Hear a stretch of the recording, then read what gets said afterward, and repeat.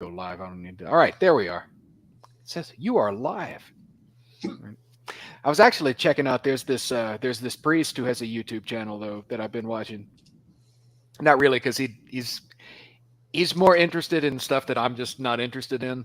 But it is Mhm. his channel. His channel is just him hanging out with his friends, and they're just talking about stuff. They'll have like 10, 20 people watching whenever they're live, but it's not. It's like it's just them talking and hanging out. I'm like, yeah, that's probably what this is. Yeah, it's just that no one cares what we say or wants to hang out with us. Well, that's also true. That's all right. There it is. I see it on the YouTubes. We're live. All righty. Cool. So, Yeah. Let me ask you. So before, I know you've had something you wanted to talk about, but something you were saying pre-show actually was just a question I wanted to ask your input on. You were talking about like when sometimes you give reading, but it's like questions to answer, like as mhm. you go through a text. How do you feel about that? What's your estimation of that sort of like assignment? I generally don't like it, or my first reaction on why I generally don't like that because I think that it trains students to just read to like answer a question. But I don't know, is that sort of style how they learn to just read a text and absorb what's happening, or I don't is think there? so. The only reason I ever gave that sort of assignment was with the homeschoolers I had last year that I was tutoring, and it was to make sure they did the readings.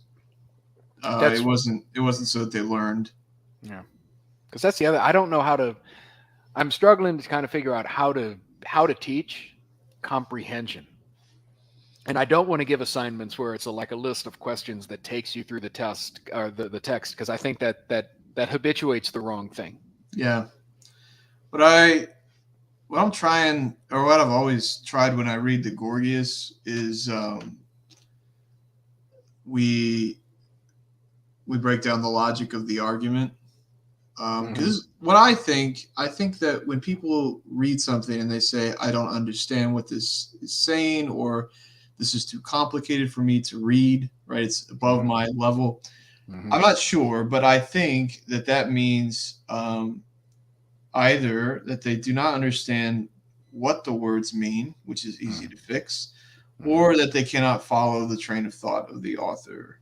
And Hmm. I think that the sort of habit of following the argument in the text, I think that's what reading comprehension in my mind really is.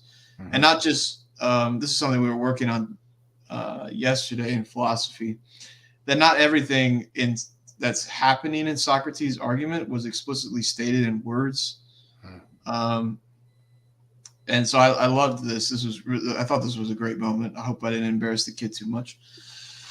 But I started the class picking up where we left off last time. So we had broken down this argument to a certain step, and then we read the remainder of it. And this is his discussion with Polus about whether or not the tyrant is happy.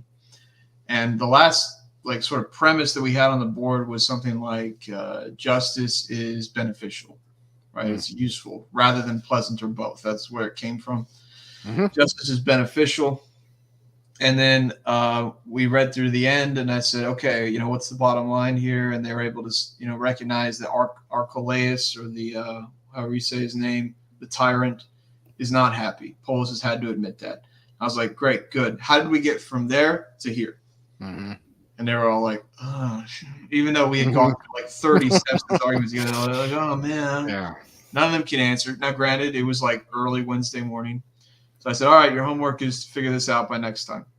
So next time I open the class, I say, all right, good. Quick question before we get started. What does it mean to read? And they were all like, oh.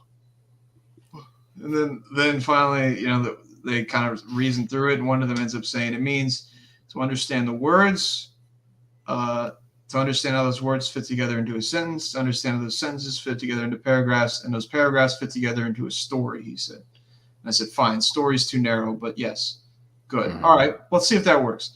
Let's read through it. We read through something, and one student was reading. I said, student, what did Socrates just say there? How'd that just go? And he explains it, and he explains it well. And I said, good.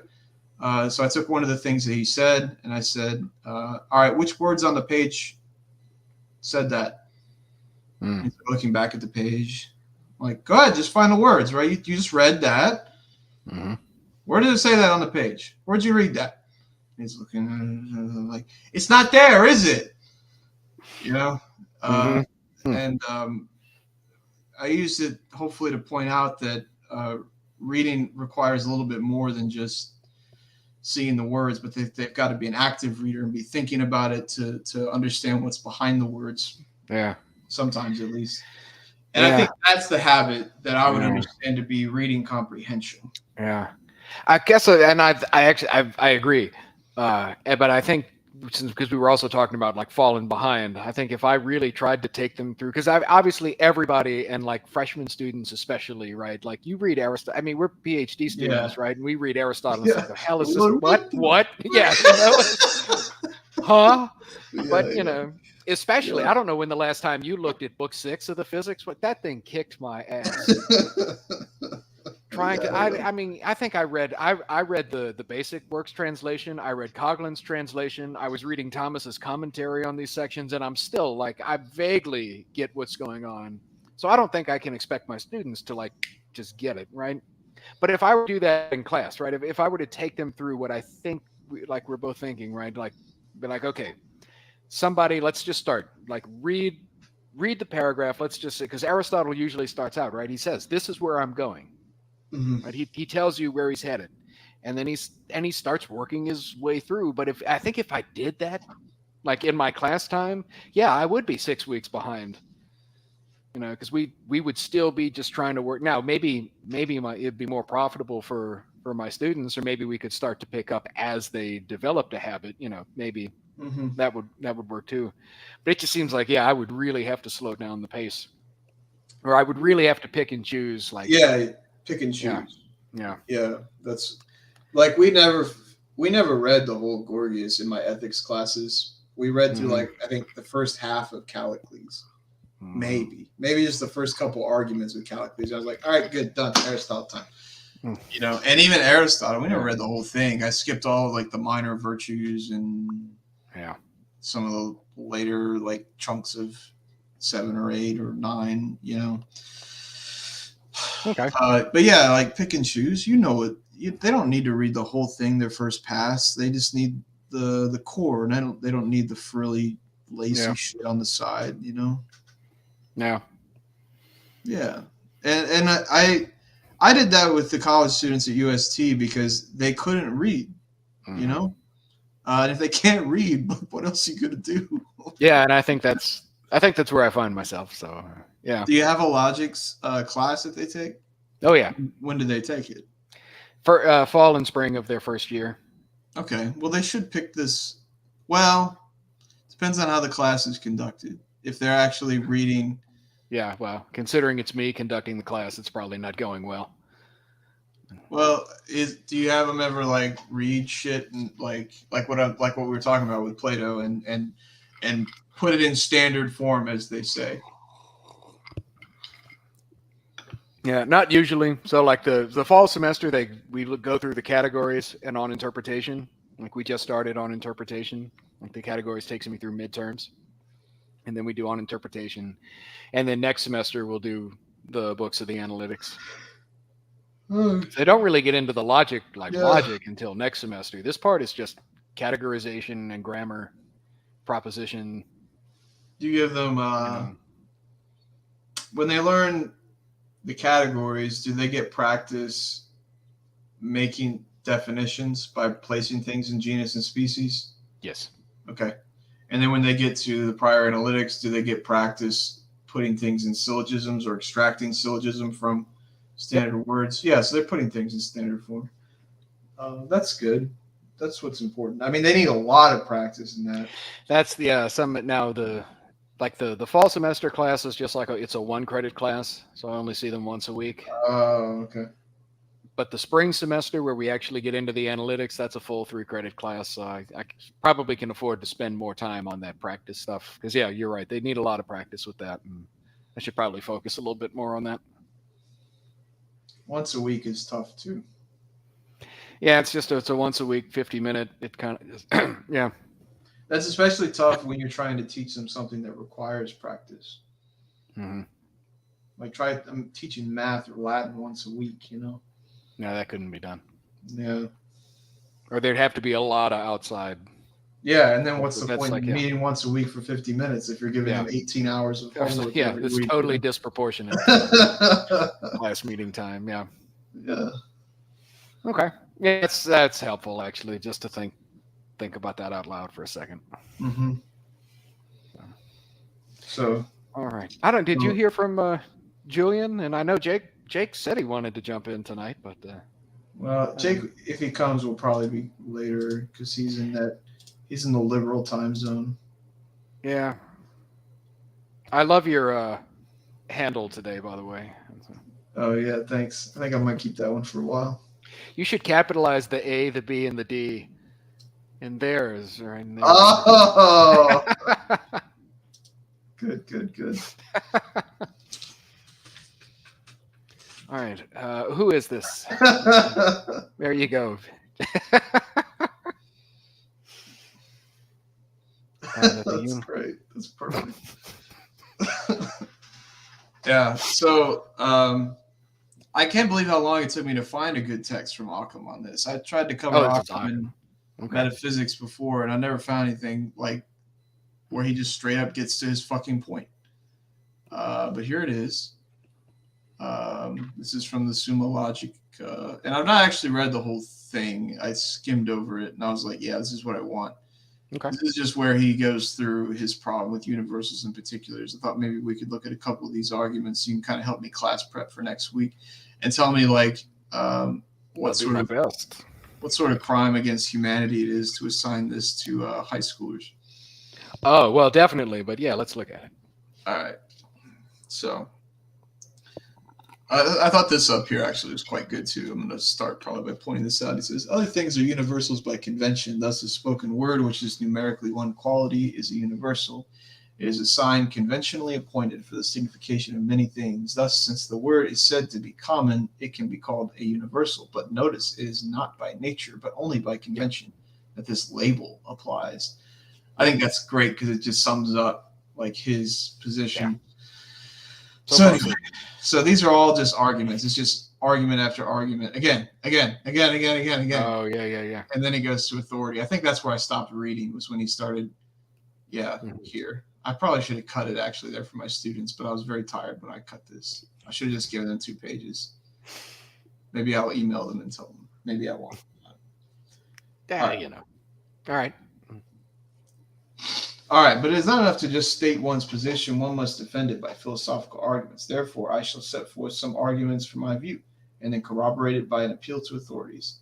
That no universal is a substance existing outside the mind can be proven in a number of ways.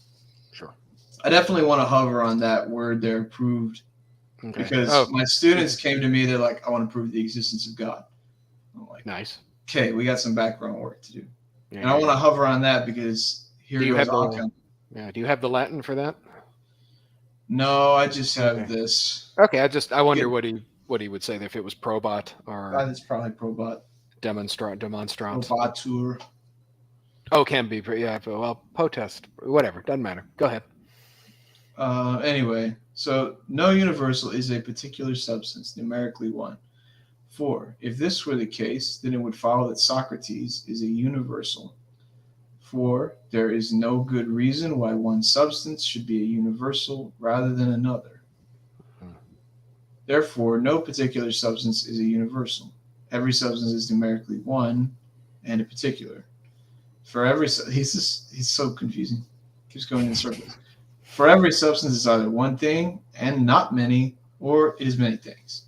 Mm-hmm. Now, if a substance is one thing and not many, then it is numerically one. Mm-hmm. For that is what we mean by numerically one. Yep. But if, on the other hand, some substance is several things, it is either several particular things or several universal things. Seems right? Mm-hmm. If the first alternative is chosen, then it follows that some substance would be several particular substances, and consequently that some substance would be several men. But although the universal would be distinguished from a singular particular, it would not be distinguished from several particulars. If, however, some substance were to be several universal entities, I take one of those universal entities and ask, is it many things, or is it one and not many? If the second is the case, that is not many, so it's one. If the second is the case, then it follows that the thing is particular. Mm-hmm. If the first is the case, then I ask, why does that follow? Hang on a second. If, however, some substance were to be several universal entities, so we got one substance which is somehow several universals, which doesn't make any sense, but we're just taking it. I take one of these universals, so one of these, the several. You can see my mouse, right? Yes, I can. So one of these several. So we have one substance which is several universals. Yep. And then we take one of the universals, which is somehow, okay. And is that universal many or one? If it's not many, if it's one, it must be particular and therefore not universal, and the whole thought experiment falls apart. Mm-hmm. If it is many, then he asks, is it several particular things or several universals? Oh, okay, then we have a regress. Yep. Yeah, okay. Yep, interesting. I want to keep reading through these until he appeals to authority, but I've talked before about De Ente 3 and how I think that gets around Occam's dilemma. Do you find that De Ente 3 is helpful? Because that's the other. I gave my students a short supplemental reading from that, but I think it's out of their reach. It's just something I intend to talk about. Chapter. Well, first of all, I don't remember De Ente 3, and secondly, this is just essence absolutely considered. To genus, species, and difference was the relevant part is essence absolutely considered, and when he says that essence absolutely considered, which is what is predicated of particulars, is in itself neither universal nor particular, but where it's just from both of them. Yeah. I do remember that part, and it might. So sure. Yeah. Okay. It might. So sure. Okay. Well, I'd have to. I'd really have to sit and think about it for a second. But I think I would suspect that you're right. I would have to go through why, because it took me a long time to make sense of that part. I couldn't get what he was talking about. Like, there's the essence in the thing and in the mind, and then what's the essence absolutely considered is neither one of those things. And it took me forever to kind of figure out really what he was getting at, and I'd have to actually go through some of that again to freshen up a little bit. Okay. If I don't fall asleep on you, maybe. All right. That's fine. See if these other ones are worthwhile anyway. It'd be an interesting stream if you were asleep for most of it. But... All right. Again, if some universal were to be one substance existing in particular substances yet distinct from them, it would follow that it could exist. I've seen this argument before. It would follow that it could exist without them. For everything that is naturally prior to something else can, by God's power, exist without that thing, but the consequence is absurd. So the universal was a substance in a substance, but different from the substance that it is in. What would that mean, a substance within a substance? So not part of it. Yeah, or to be. Or does he mean part of it? If some universal were to be one substance existing,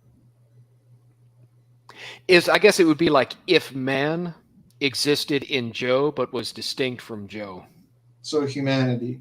So like like when Thomas is talking about humanity. Yeah. Then it would follow that that humanity could exist without Joe. Yeah, so not for everything that's At least Banez would. I never understood that, but Banez says it's not a part. Mm-hmm. All I say is okay because that's what Osborne says too, and I trust Osborne. Yeah. Okay. All right. So that's good enough. But there was another one that I thought this one was, which is even better. Let's keep going. All right. Again, if the view in question were true, no individual would be able to be created. Something of the individual would pre-exist it. For the whole individual would not take its existence from nothing if the universal which is in it were already in something else. Yeah. For the same reason, it would follow that God could not annihilate. And this is the one. It would follow that God could not annihilate an individual substance without destroying the other individuals of the same kind. If he were to annihilate some individual, he would destroy the whole, which is essentially that individual. Yeah. So this one is saying, all right, if it makes up a part of the thing. Mm-hmm. and then somehow if it makes up the whole thing, is that right? This says so something of the individual would pre-exist it. So like your humanity would pre-exist Joe. Joe's humanity, or no, it would have to be just humanity. If you're talking about the universe, right? If the universal were something outside the mind, that's the view in question, right? Yeah. If there was something such as humanity outside the mind, then no individual man would be able to be created because something of that individual, namely humanity, would pre-exist it. All right, but what about the next part? For the whole individual, for Joe, would not take its existence from nothing if humanity, which is in it, were already in something else, right? Namely, if it were already subsisting. Right? He's talking about, so again, that's if the view in question were true. Yeah, it'd be made out of it like matter, which is actually, in a way, we talk about essence that way, right? That it's material. It's at least potent in potency to Right, existence, right? Yeah. Right. All right. What about the next part, though? So for that same reason, God could not annihilate Joe without destroying all the other men. Because if he were to annihilate Joe, right, if he were to annihilate some individual, he would destroy the whole, which is essentially that individual, and the universal that's in the thing.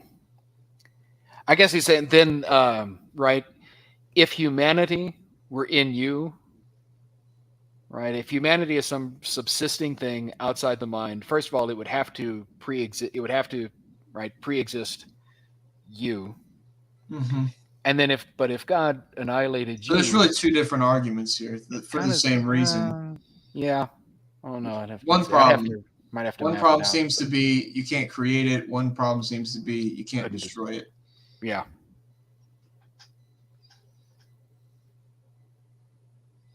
So if this were true, no individual could be created, and then the essence, the universal, couldn't be destroyed unless all the particulars were destroyed.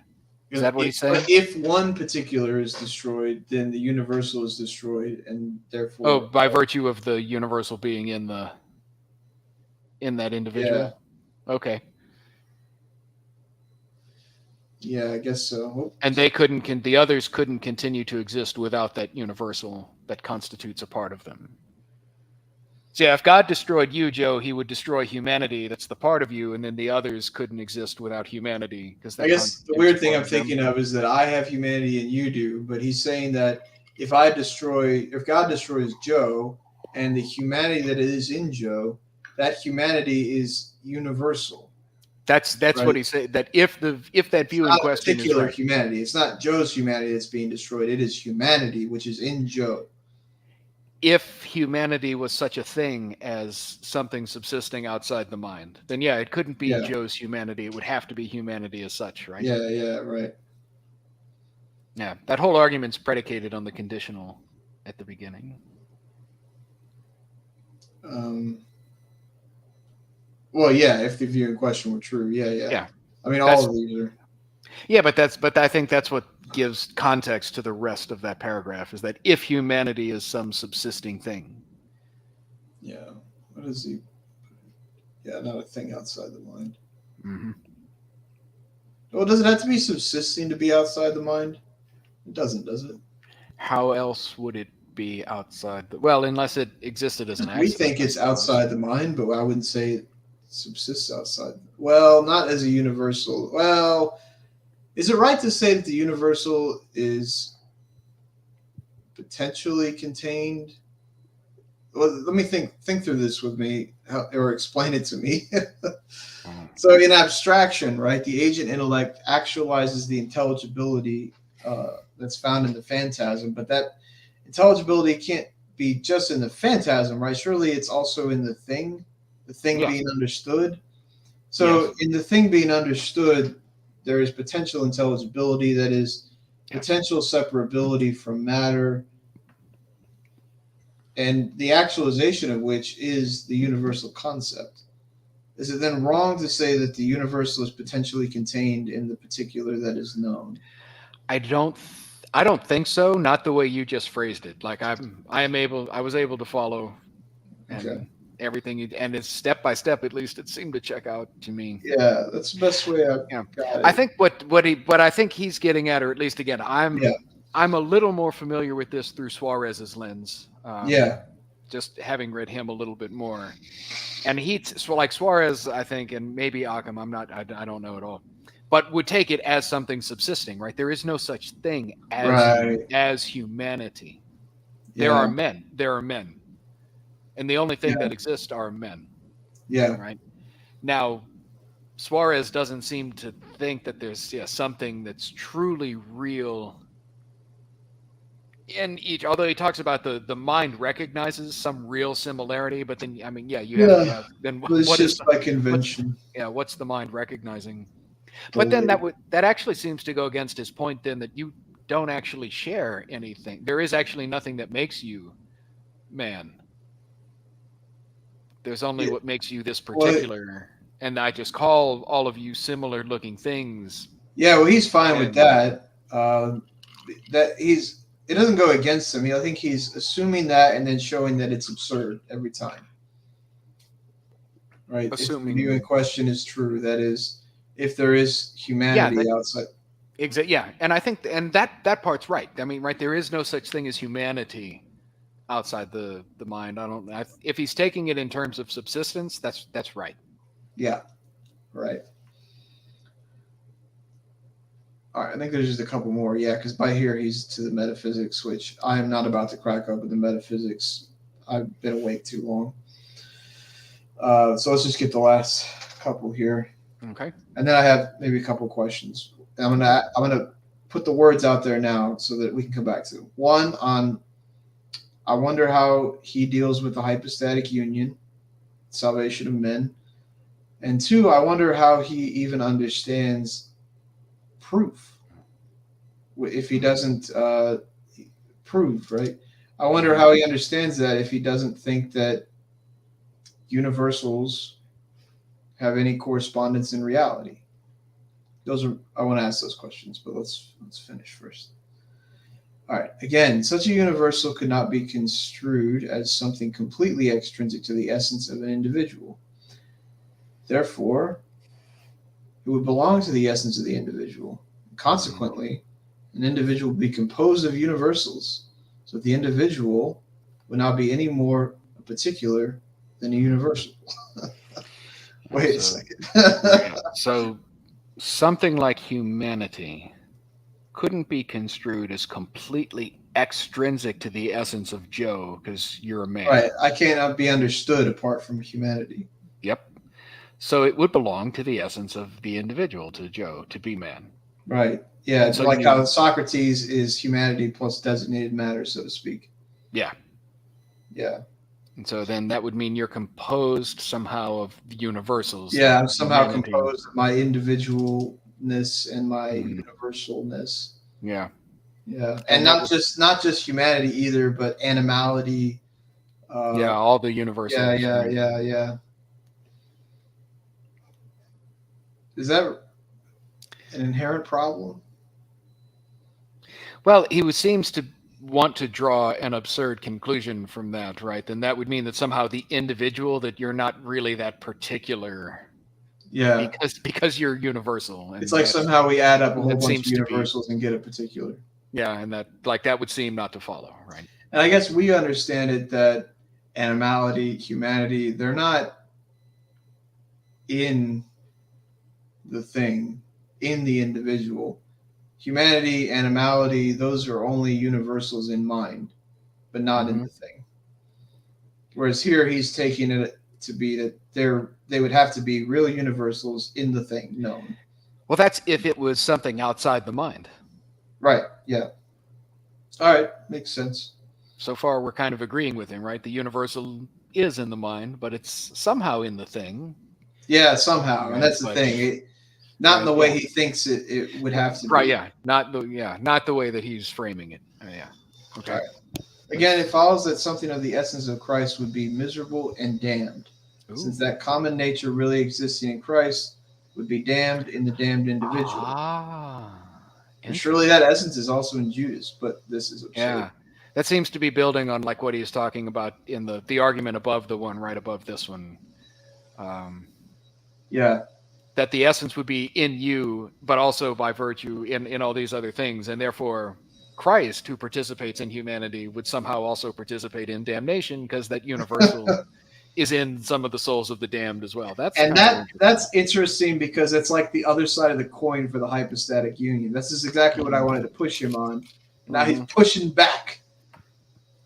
Damn that Occam. This is why we had an American Revolution. He was an Englishman, wasn't he? Yeah, he was. Ah, forget about Funny thing, the next section. Do I have it on here? This is his big antagonist, I guess. SCOTUS. I don't know. I didn't. I only took the one excerpt from this whole book that seemed relevant. Mm-hmm. Yeah, so that's interesting. How do we think about that? So Christ is united to human nature, or takes a human nature to himself, rather, whatever that means. Mm-hmm. This was actually, I remember this sort of question coming up in discussions about like apokatastasis. Mm-hmm. Because if Christ took human nature to himself and then saved it, yeah, as doesn't it as follow, human nature, yeah, doesn't it follow that everybody would be saved?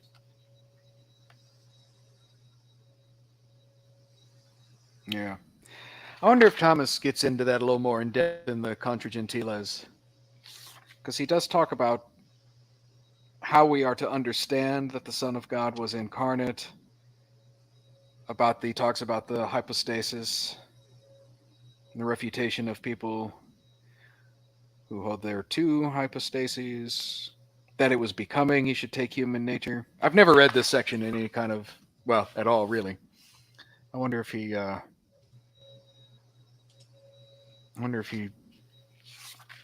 does anything in depth there. All right, I'm gonna call like halfway listen while I tell my students real quick that they only need to read the first 2 pages. Yeah, that's fine. I don't have anything because I'm not reading this right now. But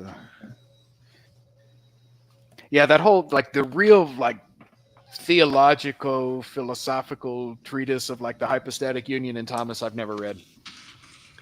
And I think when I took Christology in seminary, we didn't take Christology. It was all garbage. So I think I can say this is something I don't know anything about.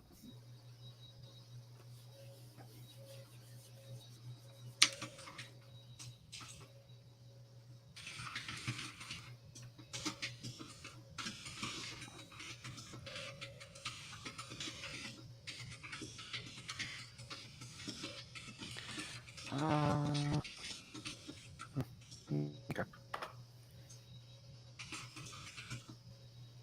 Where the hell is Julian, though? I don't know.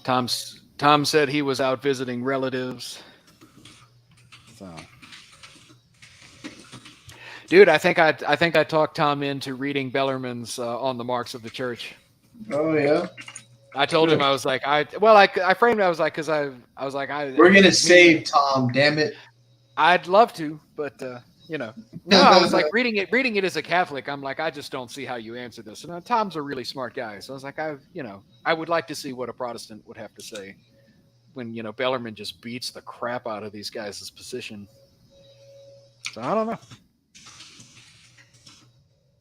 Dude, he told me he was having some trouble reading Garrigou-Lagrange, and I was like, man, I don't know about that. He's kind of like the easiest, most straightforward, clear, like Thomistic thinker I think I've ever read. I think he's better than Phaser.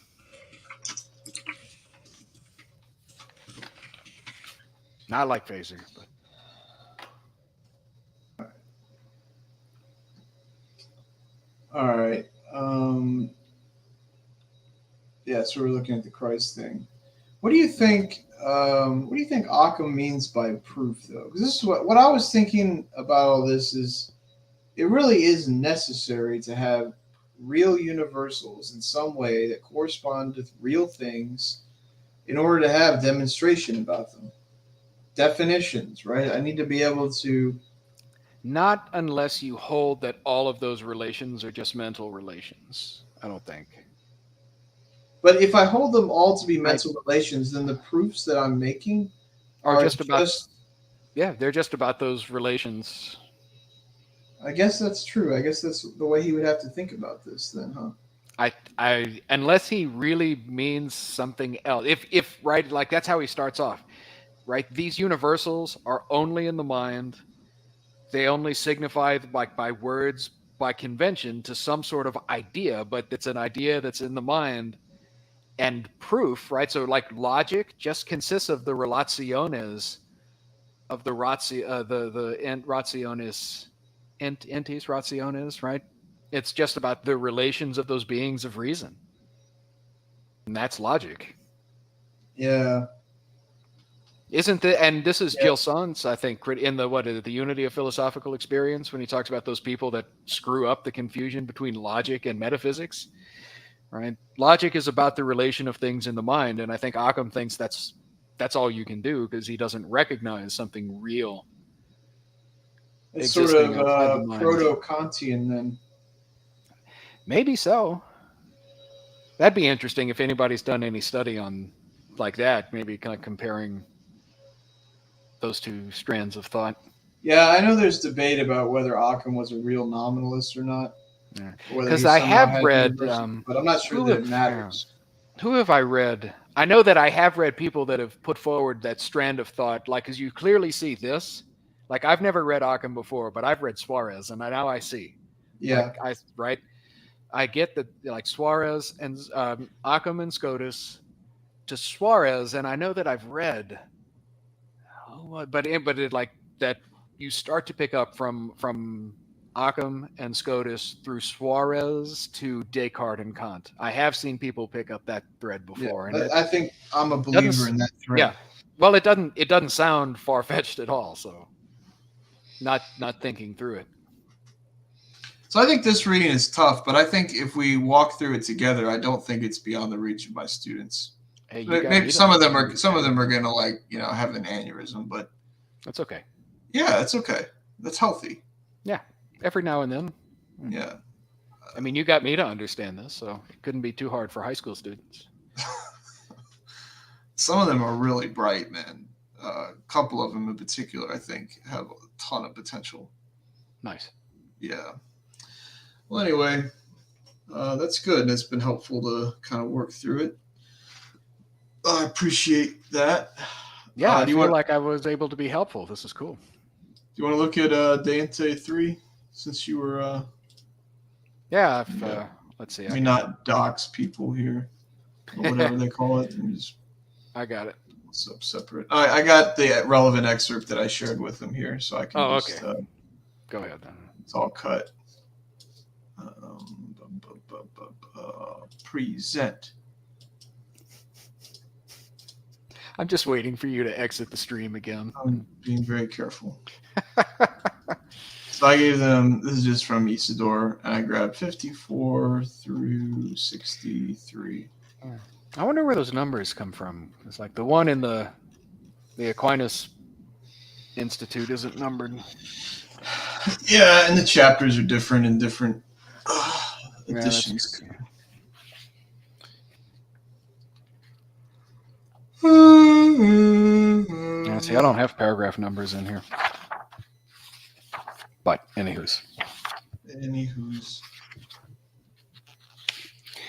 Now, a nature or essence signified as a whole. Who the frick wrote in my book? That's interesting. Okay. I guess not you, huh?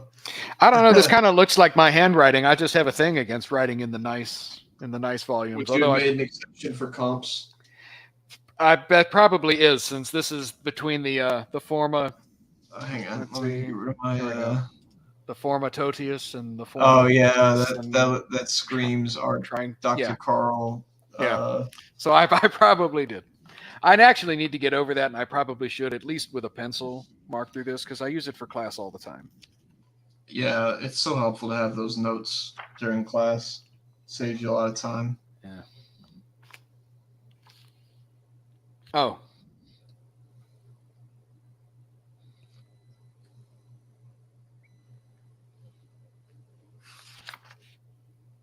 Yeah. Okay. Here we go. I got it. All right. So what are we looking at? Um, this part. What do you want me to say? Oh well. Okay. I didn't know what you. I didn't know what you Well, wanted to say about this it. is all just about essence absolutely considered Hmm. as it exists in the mind, as it exists in things.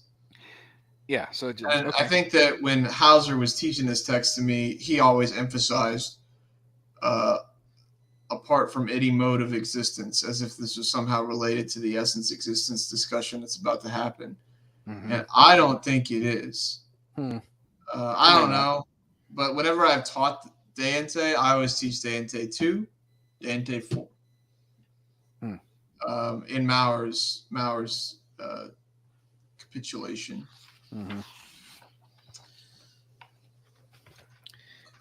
I did go through this, but I never really was able to show them that there was a connection here. I know there's debates about whether it's essence in the mind and the thing or absolutely considered, which is joined with essay, but that discussion always seemed trite and ivory tower to me. Whereas I think this discussion, I think it's particularly interesting because in Occam's Summa Logica, he uh, he talks about terms like man and humanity in Hmm. the beginning. Um, it they're not talking to each other, obviously, but they're I don't know. I think this. I think it handles Occam well.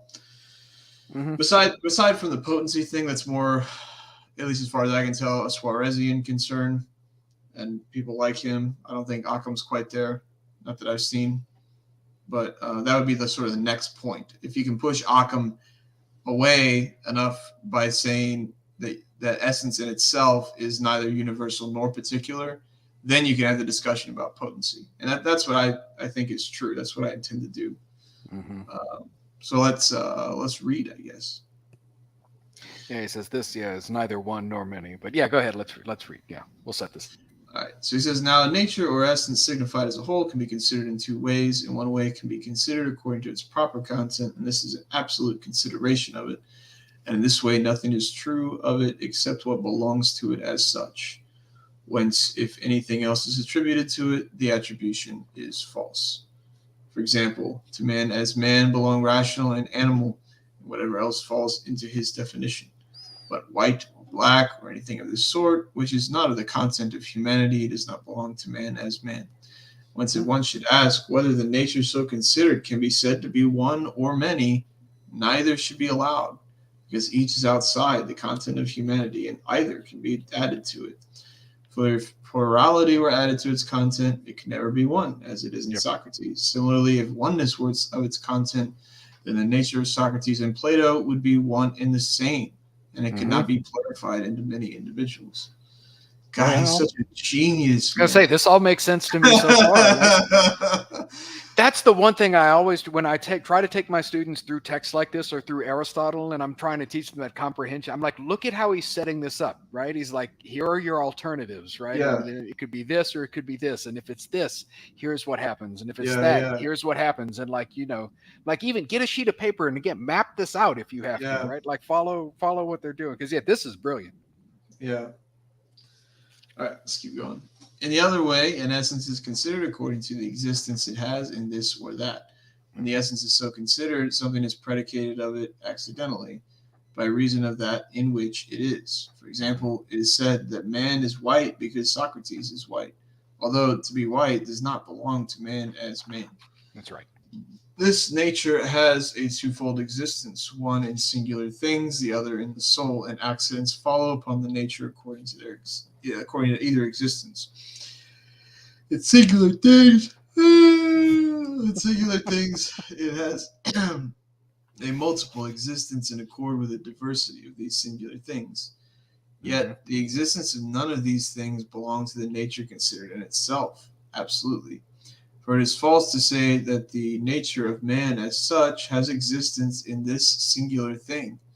Because if existence in this singular thing belonged to man as man, man would never exist outside of this singular thing. Yeah. Similarly, if it belonged to man as man not to exist in this question. Should I pause here for a question? I mean, Hypostatic sure. union question. Oh, goodness. All right. All right. Christ united himself to human nature. Ooh. Right? Or not. Christ drew a human nature to himself. I don't know what you mean by a human nature, but Well, I don't know what the right way to say it is. that's right. We don't want to burn you at the stake or anything. Yeah. I'm not in the mood for that. Yeah. All right, but well, certainly he has to have a particular human nature because he is a Right. particular man. So, is it in virtue of the potency to what does that mean? What does that mean? How is it that we are of the same species if I'm willing to concede that the essence he has is not in any way the essence that I have? I can't say that it's not in any way the essence that I have, but is it in a way that matters? Because I'm only saying that our essences are known to be common when abstracted from, like, when the potential universality is actualized by intellect, is when it's known. No. Wait. I'm thinking. So the essence that is in him, is it this? How is it compared to the essence absolutely considered exactly? It's not the same thing except as existing in a particular, is it? Or is it? I would say that that's right. Like Christ's humanity has the same relation to humanity as your humanity does, right? Yeah. There are things that belong to humanity as such, whether it belongs to Christ or to you, Yeah. or right. Yeah. Right. Yeah, I think that's the only way it's. I think that has to be how you consider it. And maybe this is why that apokatastasis thing doesn't work, because even though Christ takes up human nature and on behalf of humanity, he doesn't makes take it offering, as a right? universal. Yeah, he doesn't take it as a universal. It's just that because he has humanity. I mean, to draw to attempt to draw it out more fully while leaving a lot of stuff out, right? Yeah. Because he was able to take a particular human nature and unite it to his divine essence, to his divine person, right? It's through grace that he can unite the rest of our human natures to his divine essence. And that's what the sacraments are for, and that's what the whole beatification thing is like. Good. But then you get into deeper theological questions, but I think that's the general framework. All right. I think that's good enough for me. All right. Okay, so let's just pick up here. For it is false to say that the existence of man as such has existence in this singular thing. Yeah. Because of existence in this singular thing belonged to man as man would never exist outside this singular thing.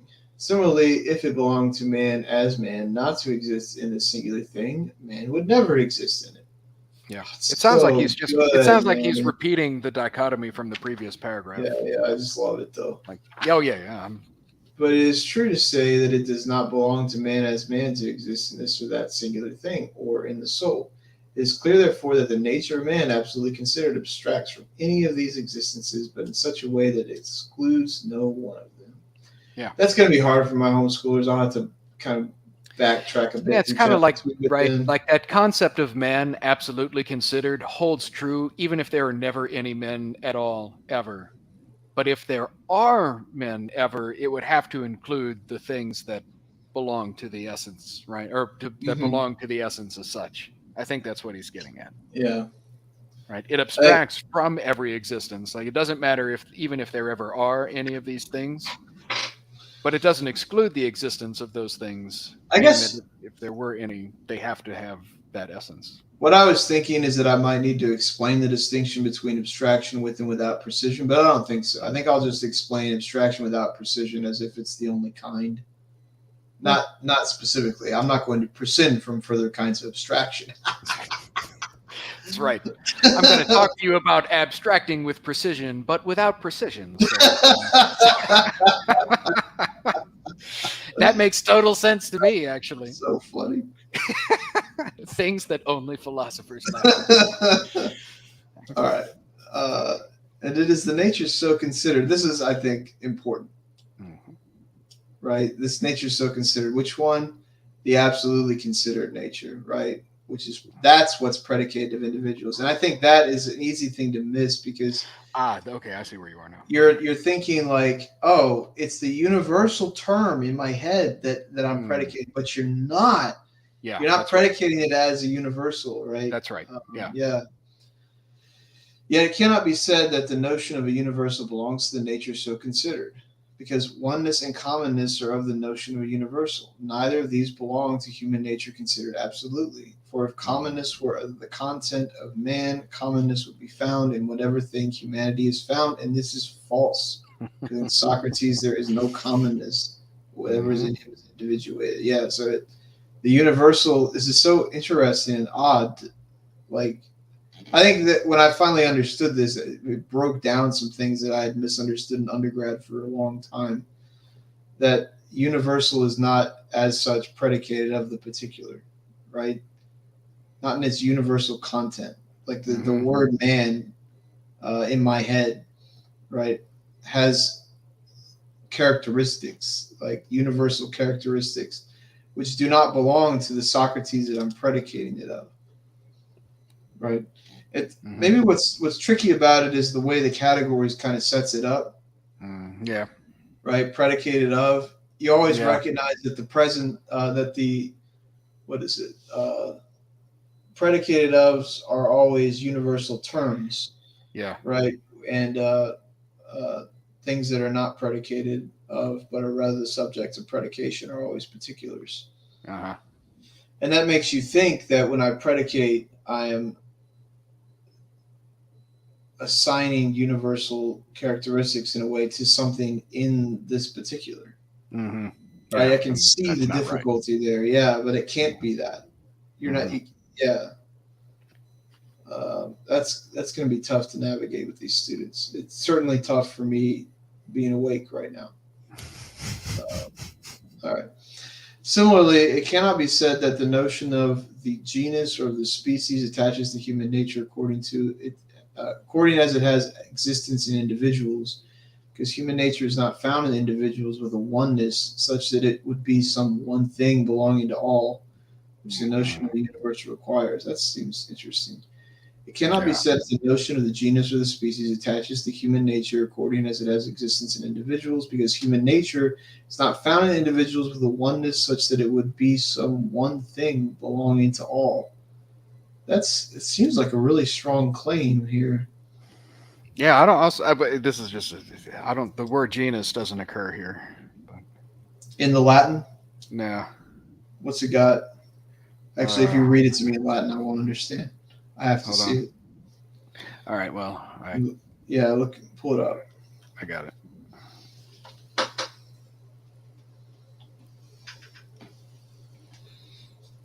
Let me find it. Screen, Chrome tab. Do I have to stop sharing for you, or can you just go? Okay. No. I can just overwrite it. Let's see. A second. Got to plug in the laptop. Okay. We are. Sorry to keep yawning at you, man. I can't help it. No. That's okay. All right. Am I looking in the wrong? Maybe it is. I might be looking in the wrong. Universal notion. All right. I think I was looking at the wrong section. You were reading up here. Your paragraphs are different. Yeah, they are. It remains therefore the notion of a species pertains to something according to nature as an intellect. right? So there's the genus or species, but it says it remains therefore that the Yeah. ratio of species just happens to human nature. It just didn't have the genus. But I might have actually skipped forward from where you were reading. I might have been forward a sentence or two. I don't think Something it's else that important. I was supposed to say that the notion of genus or species happens to human nature according to the being that it has in the individual. Yeah, that's what I just read right there. It's like a couple lines above what you had highlighted Yeah. before. That's Yeah, what you yeah, just. yeah. So yeah, I was all right, never mind. I'm That stupid. that right there is the start of 58. Okay. Okay. Okay. Okay. So yeah, well, this is interesting and a strong claim. So it's not found in individuals with a oneness, such that it would be some one thing belonging to all. And it's true, my human nature is not yours, Yep. but there's still something common. But in what way can we say that we have a common nature? His claiming seems to be really strong here, and I could at least misunderstand it to be saying that we don't. And Yeah, maybe that's right. like maybe he's. Do you think that's right? Well, that's the if you go back to what he was talking about, the different senses of nature in the paragraph above, or I guess two paragraphs above, depending on how you're right. Um, so human nature is not found in individuals with the unity that will be one thing in all the individuals, precisely because he says that nature has a double kind of existence, right? On the one Yeah, hand, it exists in singulars, and from each of these, the nature has certain accidents, and the essence yeah. then has multiple existence, right? So that's, I think that's what he's, So it's the same nature, but when it's individuated in me or in you, yeah. it's It's not going to it's be that same. It's not going to be the essence. It's not going to be the nature absolutely considered that's in me, right, that's in right. you, right? So it's not found with that oneness. I guess this is why there's no science of particulars, Yeah. right? Yeah, crazy. And All this right. again is kind of the point that Suarez overhangs on, is that your humanity is not my humanity. And so he's like, well, there's just no general humanity, right? Other than just this name. Yeah. So, all right. So if I have science about humanity, then it's about humanity absolutely considered. I think so. Yeah, because I'm not gonna have science about your humanity. Probably not. No, I can't. I don't think. Um. All right. Now, what's the value in having science about the essence of humanity absolutely considered? So, like, Hmm. I could prove what belongs to that, Yeah. and insofar as I can prove what belongs to that, it will belong to you. Yeah. It would Um, belong to me only insofar uh, as he talks about, right, that nature that abstracts from every existence, not excluding the existence of anything either, right, or of anything in particular. So what you so, could have, huh? say that again. I was just reading the other from the previous paragraph, right, and he talks about, so you having science of that nature, the nature that abstracts from every existence, but it's also that nature that doesn't exclude the existence of anything. Right. So if you were Right. to have science of the nature as such, the essence Oh, it doesn't absolutely exclude considered. Yeah. additions. Yeah. Yeah, I can So you add would, to it. That's right. yeah. Yeah, yeah, yeah. Right. I can add to it as long as I'm Mhm. not taking away from it. Yeah, I think that's right. Uh, damn, Thomas is so smart, man. All He right. really is. He really is. All right. Good. So it remains, therefore, that the notion of the species attaches to human nature according to the existence it has in the intellect. I mean, I think we basically got what we needed. I think so. Yeah. And Great. it was awesome. It was awesome. It was very satisfying. Well, I could ask a couple questions about astronomy before I just straight up fucking die here. My question had to do with proper principles. I remember Okay. I had several, I think. Let's see. Gonna go back and text. I just remember a question about the causes and whether they were proper to metaphysics or Yeah, well, that like, was. but that seems separate. Like you said, I seem to recall you saying something else about proper principles, and or Yeah, I mean, it's I don't all part remember of the anything further. same broad question I had. Okay, yeah, I don't remember anything further. Donde estas? Fucking question. It was astronomy. So I was like reading that bit where he's talking about how you had to have proper principles in your proof, or you end up like Bryson trying to square Oh the yeah, circle. posterior analytics 1-9. Yeah. Bum, bum, bum, bum, bum, bum. Okay, here's my text. Nope, that's Julian's reply, I think. Yeah, okay. All right. Yeah, so let's talk about then four causes. So I don't think I'd ever thought about this in detail before. Are the four causes, it seems to me, are proper to physics Yes. first. And then what would you say? You wouldn't say that metaphysics proves them, though, would you? No. Yeah, so. Being principles, they're not subject to proof, right? Well, proper principles can be proven in a higher science, Sure. right? Only But axioms aren't subject at all. yeah, so the I think the indirect, the reductio arguments are given in metaphysics. Well, For at least there are reductio arguments in physics there are. too. I In think physics too, maybe I think he tries to. Doesn't he lay out all kinds of causes and be like, actually, we'll look at them. They're all just the same four in different ways. in the physics, I know he's when he Physics physics too, too, yeah. and he starts and he lays out he does show that they are distinct from each other, and why there has to be four rather than like just the material cause. Well, he like goes some through like people would say different kinds of causes, like a particular Yeah. cause and a necessary cause. I can't remember. Instrumental. Talks about chance and stuff, and it's right after he talks about chance, and he's like, and now we see that they all reduce back to these four. Mm-hmm. Yeah. Right. So it's not a demonstration, but Okay. yeah, and I don't remember, but I can't say studied the metaphysics like closely. Mm-hmm. So I don't remember him proving them in there. I'm not sure they're really subject to proof anyway. It might just be known through induction. I was going to say not direct proof. Yeah. I think in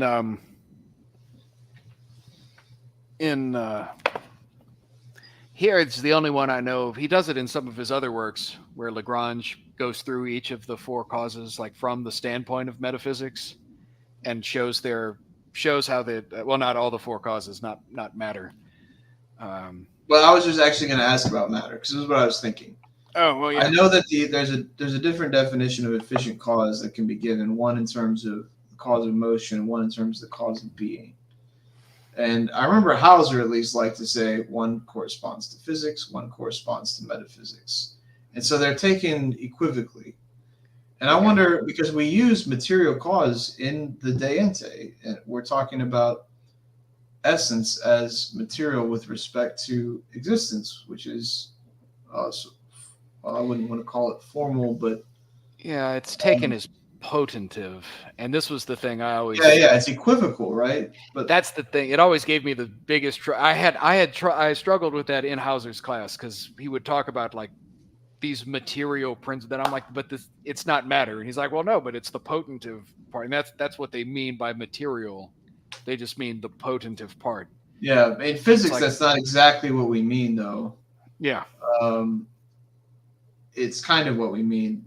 There's enough overlap that there's analogy between them such that we can say matter is to form as essence is to existence, right? Because form actualizes matter, essay actualizes as potency is to act. I mean, all of the fundamental distinction is act potency, and matter form, essence existence, all kind of they're expressions of that more basic distinction. Yeah, I get it. I just meant that maybe to your point that these sometimes between the sciences are taken equivocally. That just matter isn't said to be this, like matter isn't said to be the same cause, I think, in physics, Right. maybe in metaphysics, then if you're just talking about what's potentive. So I don't know. I'm really tired. But I think if there's something to be said there about a equivocal sense of formal and material cause when you're thinking about essence and existence. And there's definitely some equivocalness especially if you're thinking about essence in terms of matter rather than form, and rather you're thinking about existence in terms of form insofar as it actualizes the essence. Mm-hmm. Those have different meanings, but they're still not so different that I need a different name. I can still call it formal and material. Efficient cause we already talked about, how that I think is one of the clearer ones where it's understood differently. Mm-hmm. And then, but again, not so differently, right? Then it's not pure equivocation. And then there is final cause, which I can't see how that one would be different. Mm-hmm. If that could be shown to me to be different in physics and metaphysics, then I'd be quite comfortable saying the four causes are proper principles of physics and metaphysics, but equivocally. Mm-hmm. And that would be interesting. Mm-hmm. I'm not sure. So what do you mean by proper? Because they wouldn't be proper to both unless they were taken entirely equivocally, right? Entirely equivocally? I don't think so. Well, does it have to be Like that's entirely? yeah, that's it. Like if they were proper to two distinct sciences, then they couldn't mean the same thing. They couldn't mean the same thing, but does it have to be a pure equivocation, or can it be Analogical? analogical? Then it would Yeah, belong to one more. Then it would belong to one more than the other. that's okay. Yeah, that would be. I'm not sure. So that's what I guess what you mean by proper, right? Because you first come to know all four of the causes in physics. And physics is the only one of the sciences that demonstrates with all four causes. Yeah. Okay. Mathematics and metaphysics always leave one of them out or more. So math leaves out efficient cause And final and final cause cause and and metaphysics. material cause.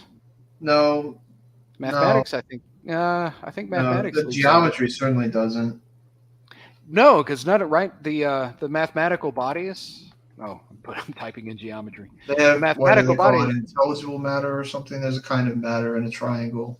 The Yeah, all lines, right, right? intelligible. All right, fine. But goodness, where Thomas talks about explicitly, like the mathematical bodies don't have matter in their definition.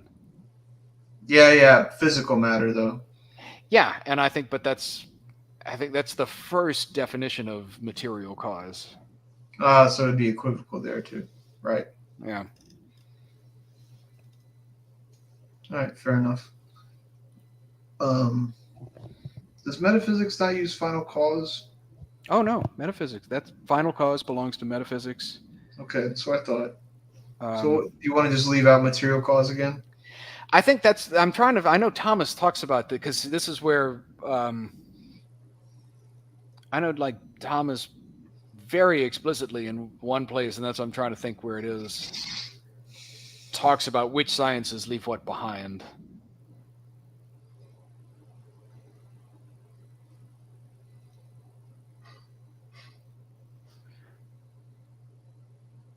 I thought about your question on voids some more.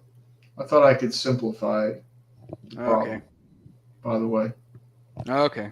I realized you could just say non-being has no magnitude.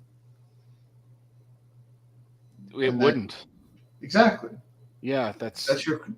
I'm summarizing your position in a okay. more succinct way that I think is easier to understand. Oh, okay. Sorry. If you say non-being has no magnitude, then that the magnitude which is between planets cannot be non-being, right? That's right. Yeah, because it can't be measured.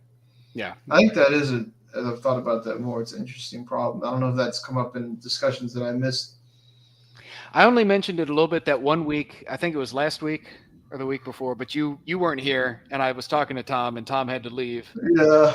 I was just rambling to myself. But Coughlin But Coughlin has something about that very point actually in the appendix on the notion of void. It's like if you're talking about magnitude, it's not predicated of nothing.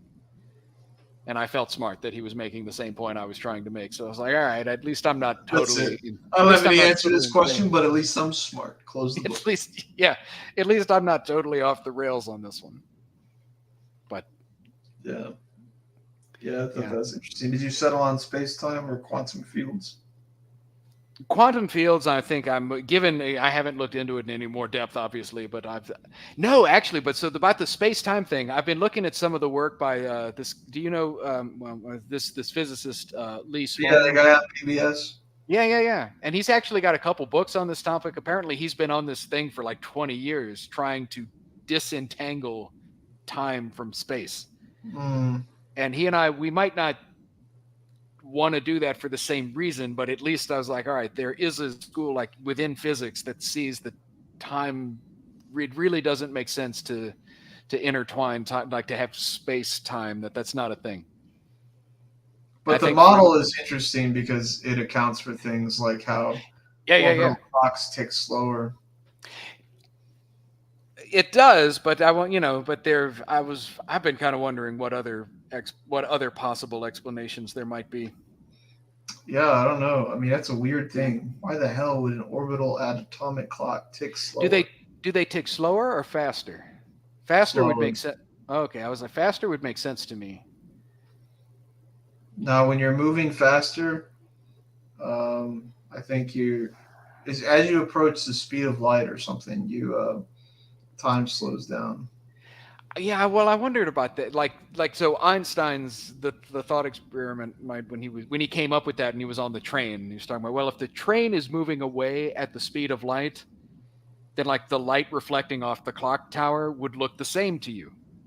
Right? It would look like time had stopped because you're traveling at the same speed that the light particles reflecting off the but that isn't time. Right. So that's, fine, but whatever. So I was actually looking.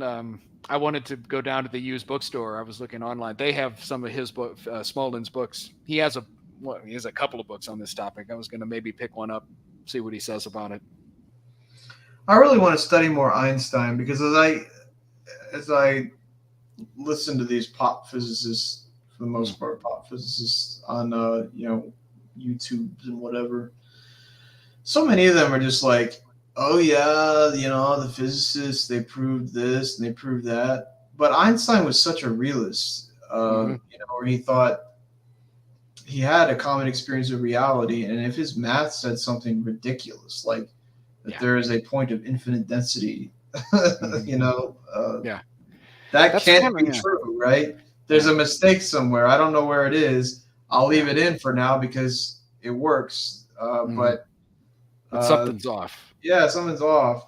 Yeah. Though I want to know more because the recent Nobel Prize paper apparently saw that was in response to Einstein long ago. Who did I lose you, Phil? No. I saw that. Okay, weird. The Nobel Prize in physics was something. Yeah, so Einstein he had some sort of thought experiment that was apparently a reductio argument against quantum entanglement because it suggested that quantum particles can communicate faster than the speed of light. I don't honestly think that's a big deal because that's not a commitment that I'm committed to. that there is a speed limit on the transfer of information, like the physicists always say. Okay. I don't necessarily see why it's impossible. It's weird, but if it's a fact, it's a fact. Whereas all the other strange models that physicists come up with that like lead to multiverse theories and weird shit. Yeah. Those are just inherently problematic. And Einstein didn't seem to be, as far as little I can tell, the kind of guy who just bought into that shit. Mm-hmm. But he also seems to be sort of a minority opinion these days. Yeah. Yeah. That's Anyway, I part of just what, think you it's know, interesting. I was going to what you just said. Like, that's kind of what makes some of this difficult to try to dig into, is because, like if you try to watch a YouTube video about it, it's all these physicists that are like, oh yeah, this is just what everybody thinks. They're like, they all say, oh, physics is proven, blah, blah, blah. And so they're just explaining, they're really not even showing, right? They're just kind of like, Yeah, oh yeah, here's our conclusions, or somebody else's rather. yeah. And it's like, okay, so this isn't helpful. And that's why maybe digging into Smolin might be helpful. I've actually been watching some of Penrose's stuff, Roger Hmm. Penrose, some of Yeah, his he's an interviews. interesting guy.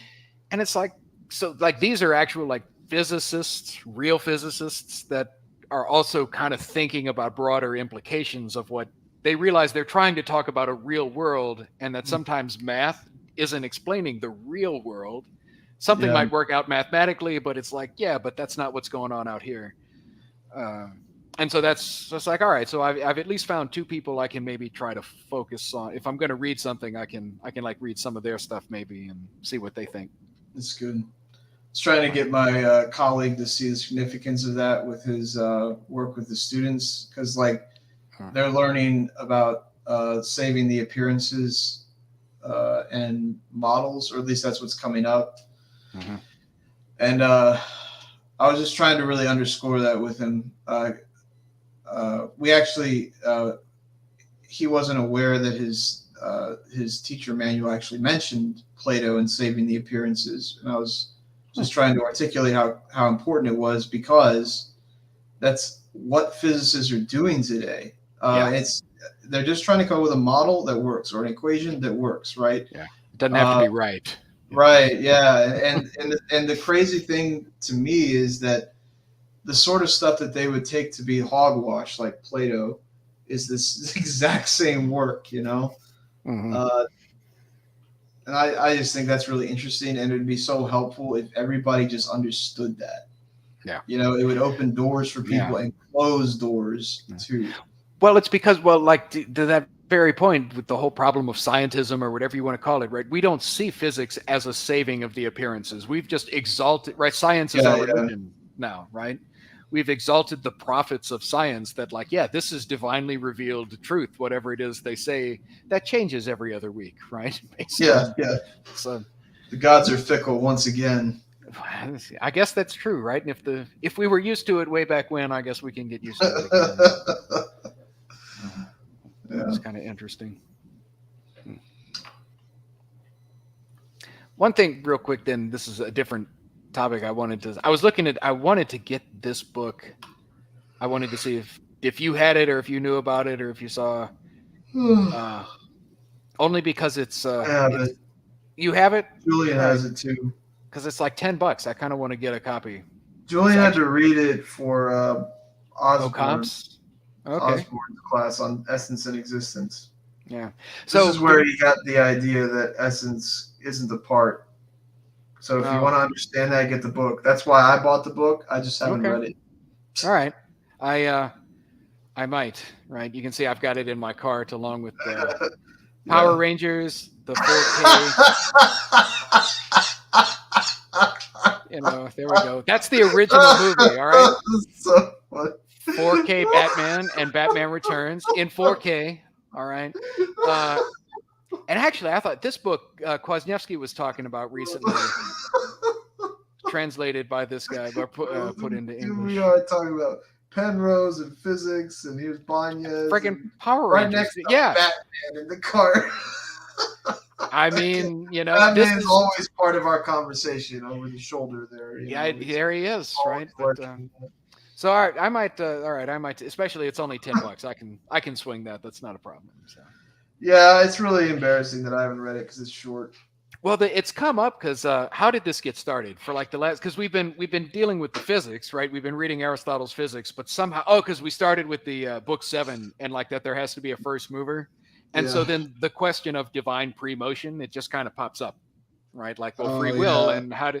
And I was like, oh yeah, that was this huge debate between this Molina guy and this Banez dude, and they were arguing about. And so I was actually trying to see if I could find their writings on this topic, but they're not translated into English, and the only Latin editions are in like these German volumes that were bound in the 1800s that nobody can get their hands on.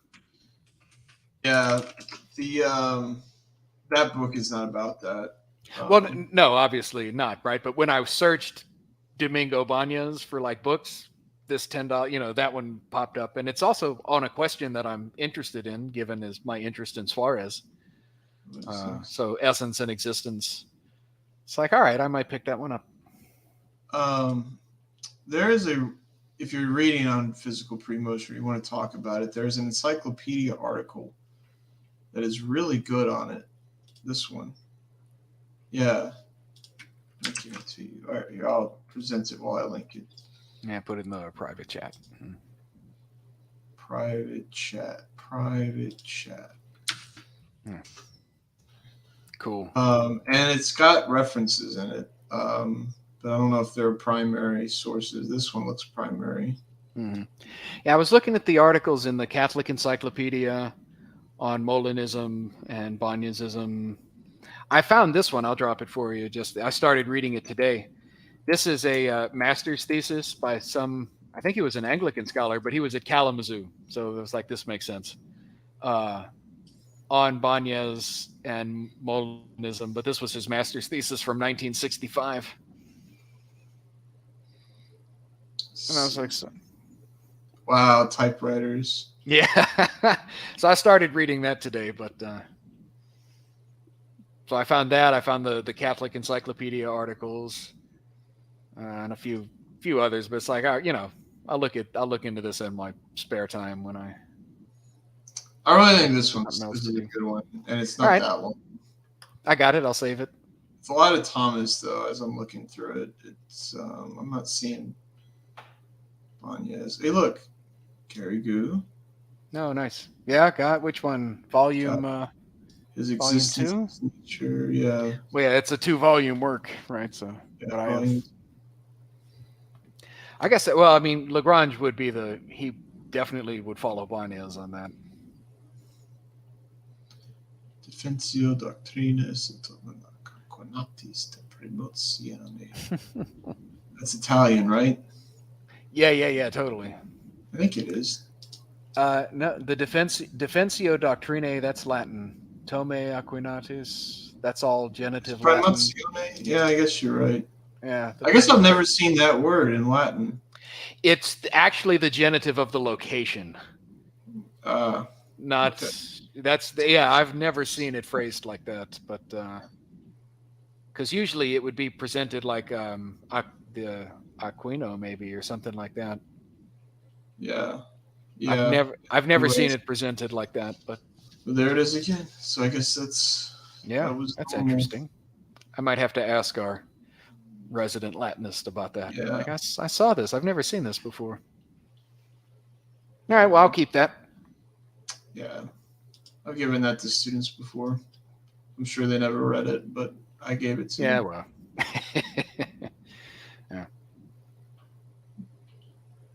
Yeah, I'm sure this is good. I mean, it's a master's thesis. It's about 100 pages. You probably, and it's like a history. God bless people who had to do this on a typewriter, man. I would have done anything else. That's right. I would have become an engineer. I literally just couldn't have been. You know what? I don't know. How do you do footnotes on a typewriter? So I was just thinking, like, you imagine the kind of like planning, thinking. Yeah, it's like, how do you know how much space that you need for? Yeah. Lord have mercy, man. Glad I don't have to do that. All right. Well, I got maybe one thing I could mention off the clock. All righty. Oh, off the clock? Yeah, if we're done. I'm about done. I'm like out of steam. So. All right. Well, I only had one drink tonight, but I've actually there's a couple. It's so hard to do this on Fridays these days, man. I guess it's true now that you've got a real job. Yeah. And I will say, dude, Jake said he wanted to stop by, so F that guy for not showing up.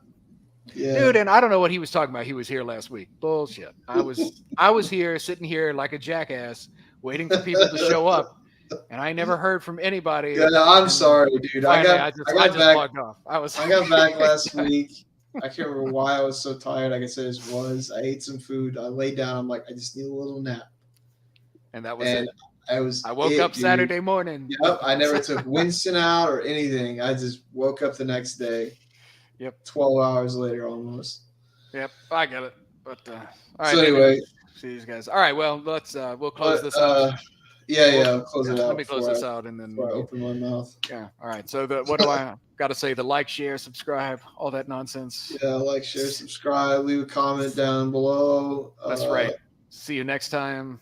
Link to our other videos are